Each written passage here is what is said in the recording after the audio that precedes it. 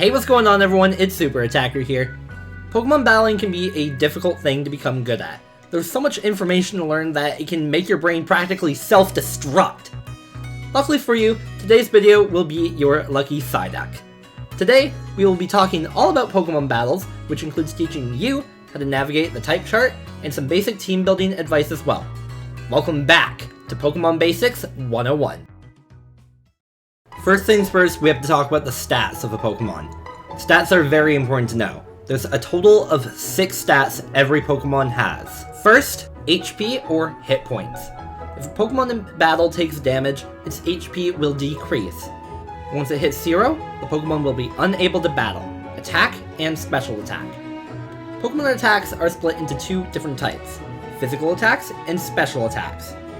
The attack stat dictates how powerful a Pokemon's physical attacking move will be.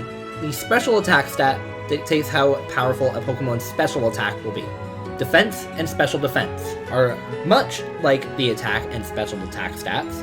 Defense depicts how physically bulky a Pokemon will be, which will help to reduce damage taken from physical attacks, and special defense is just like that, but for special attacks instead. Speed. Speed is what determines the order Pokemon will attack in battle. The fastest Pokemon on the field will be the first one to attack, but if both Pokemon's speed stats are tied, then it's a coin flip on which Pokemon will go first. It's important to note that there are moves that almost always allow the user to go first. These moves are called priority moves, however, they generally don't do very much damage as a trade-off for always going first. The last type of moves I'm going to talk about is what I call effect moves. Effect moves are used for a variety of reasons, including increasing a Pokemon's stat, decreasing a Pokemon's stat, healing the Pokemon, giving an enemy Pokemon a status effect. Just because a move doesn't do direct damage doesn't mean it's not good. Now for the final point about moves, which I mentioned in one of my previous videos, is that just like Pokemon, moves have types. When a Pokemon uses a move that's good against an opposing Pokemon's type, it deals super effective damage. Double the damage it would normally do. If a move is resisted or not very effective, it'll deal half the damage it would normally do. If a Pokemon that uses a move shares the same type as the move itself, it will get boosted by 1.5 times percent. This is called same type attack bonus, or STAB for short. To assist you in figuring out what types are good against what, I recommend you look up a basic type chart. This is an example of one I found by a quick Google search. The green 2s stand for super effective, and the red halves stand for not very effective. 0 stands for immune to damage from that type. Now for today's final point. Team building. Team building is very important in Pokemon. While you could run through the entire game with a overleveled starter, having different Pokemon to cover your weaknesses is a good idea.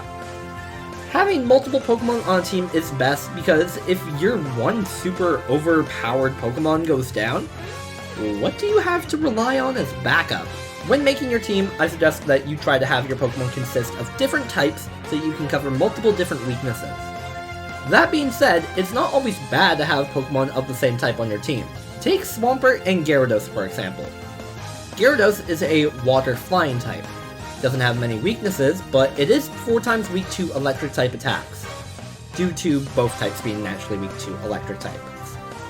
But if you were to swap in Swampert on a electric type move, it'll take no damage due to being a water ground type, particularly ground type because that is immune to electric moves.